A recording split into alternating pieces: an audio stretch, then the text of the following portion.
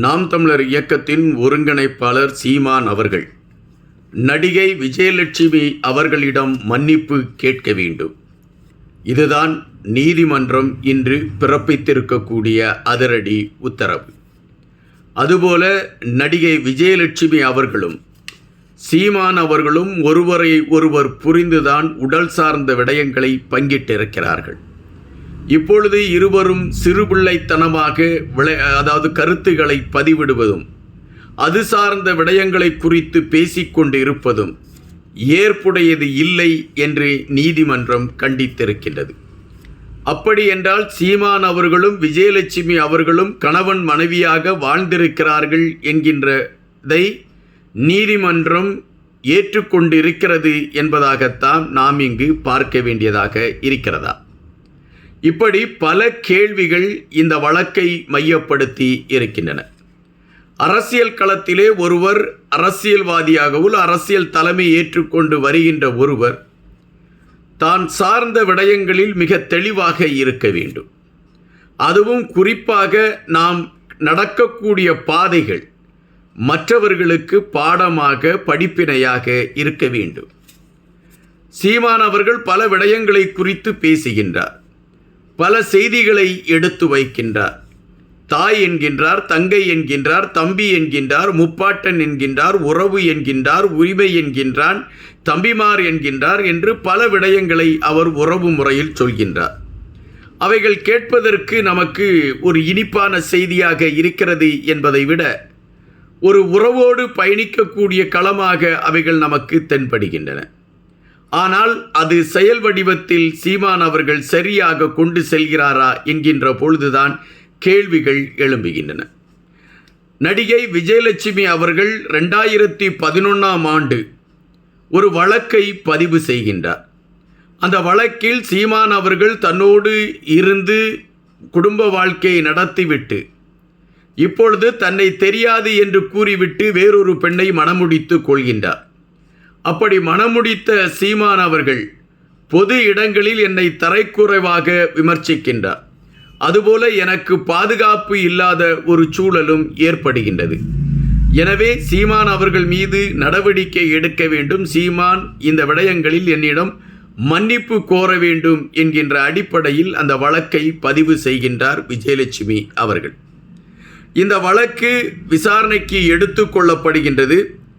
இந்த வழக்கு விசாரணைக்கு எடுத்துக்கொள்ளப்பட்டவுடன் இந்த வழக்கை விசாரிக்கக்கூடாது, இடைக்கால தடை விதிக்க வேண்டும் என்று சென்னை உயர்நீதிமன்றத்தில் கடந்த பிப்ரவரி மாதம் 21ஆம் தேதி சீமான் அவர்கள் சார்பில் ஒரு வழக்கு பதிவு செய்யப்படுகிறது. அதன் அடிப்படையில் இந்த வழக்கை மேல் விசாரணைக்கு எடுத்துக்கொள்ளக்கூடாது என்கின்ற நிலைப்பாட்டில் அந்த வழக்குக்கு இடைக்கால தடை கொடுக்கப்படுகின்றது. அதுபோல இதற்கான விசாரணை செப்டம்பர் 12ஆம் தேதி இது குறித்த விசாரணை நடைபெறும் என்று நீதிமன்றம் அறிவித்தது. அப்படி நீதிமன்றம் அறிவித்ததின் அடிப்படையில் இந்த செப்டம்பர் 12ஆம் தேதி அந்த விசாரணைக்கு எடுத்துக்கொள்ளப்பட்டது.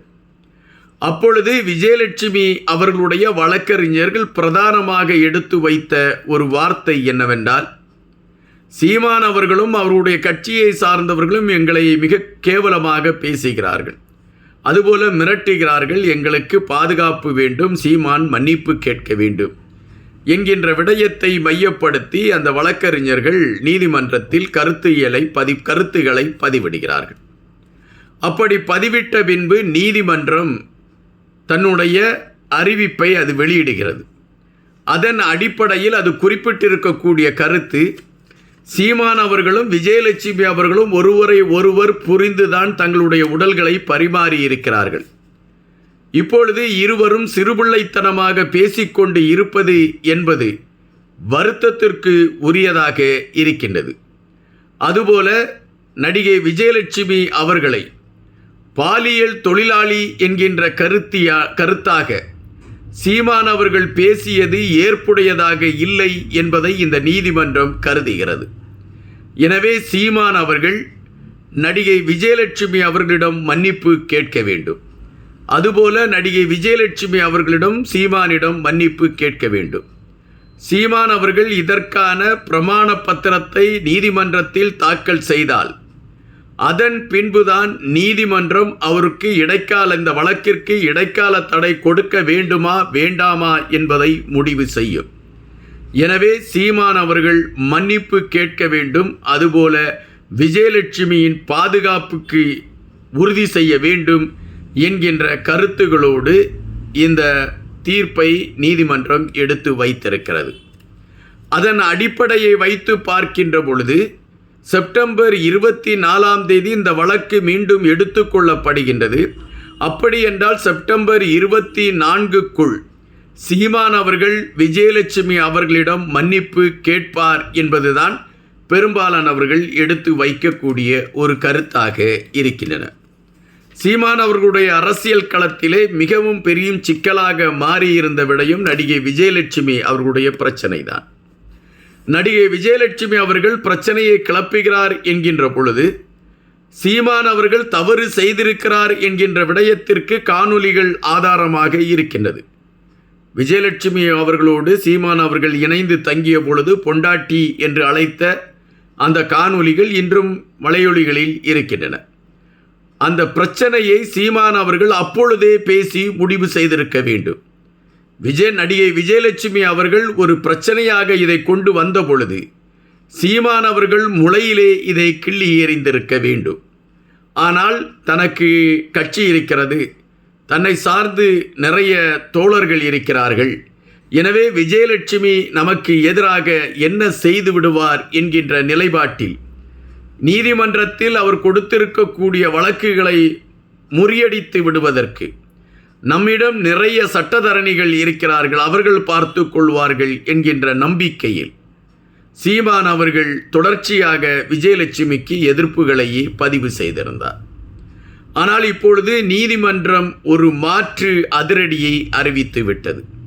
எனவே சீமான் அவர்கள் மன்னிப்பு கேட்கிறார் என்கின்ற பொழுதே இந்த தவறை சீமான் செய்திருக்கிறார் என்பது ஊர்ஜிதம் ஆகிவிடுகிறது. அதுபோல விஜயலட்சுமி அவர்களுக்கு எதிராக சீமானுடைய ஆட்கள் செய்யக்கூடிய அந்த வில்லங்க வேலைகளும் உறுதி செய்யப்படுகிறது. தற்பொழுது சீமான் அவர்கள் பல இடங்களில் நெஞ்சு நிமிர்த்தி பேசுகின்றார். எல்லோரையும் மாமன், மச்சான், முப்பாட்டன், தம்பி என்றெல்லாம் பேசுகின்றார். ஆனால் ஒரு பெண்ணின் கண்ணீரை, ஒரு பெண் கண்ணீரோடு நிற்கக்கூடிய நிலையை, ஒரு விபச்சார பெண் அவள் என்று அவளை மையப்படுத்தி ஒரு தகவலை எடுத்து வைக்கிறார் என்கின்ற பொழுது அது அதிகப்படியான ஒரு வலியை கொடுக்கக்கூடிய விடயம் என்பதுதான் நிஜம். காரணம், விஜயலட்சுமி அவர்கள் சீமான் அவர்களை மனப்பூர்வமாக காதலித்ததின் காரணமாகத்தான் ஒரே வீட்டில் வாழ்வதற்கான களத்தை எடுத்தார். ஒருவேளை சீமான் அவர்கள் இது வெளியே தெரியக்கூடாது என்று நினைத்திருந்தால் விஜயலட்சுமி அவர்களை அழைத்து பேசி இந்த விடயத்தில் ஒரு சுமூக முடிவை எட்டியிருக்க முடியும். ஆனால் பெண்கள் என்றால் எப்பொழுதும் ஒரு கேலி பொருளாக பார்க்கக்கூடிய மனோநிலை ஒவ்வொரு மனிதனிடமும் இருக்கிறது. ஒருவேளை சீமான் அவர்கள் மனதிலும் அது ஆளுகை செய்திருந்ததோ என்கின்ற கேள்வி எழும்புகின்றன. இப்பொழுது சீமான் அவர்கள் மன்னிப்பு கேட்கக்கூடிய சூழலில் சீமான் இதுவரை விஜயலட்சுமியை தெரியாது, விஜயலட்சுமி என் மீது பொய் வழக்கு போடுகிறார், திமுக தூண்டிவிட்டு இதுபோன்ற நாடகங்கள் நடைபெறுகிறது என்று அவர் இதுவரை பிதற்றிக் கொண்டு இருந்ததெல்லாம் பொய் என்பதாக மாறிவிடும். காத்திருப்போம். இன்னும் பல செய்திகளோடு உங்களை சந்திக்கின்றேன். நன்றியுடன் என்பார்.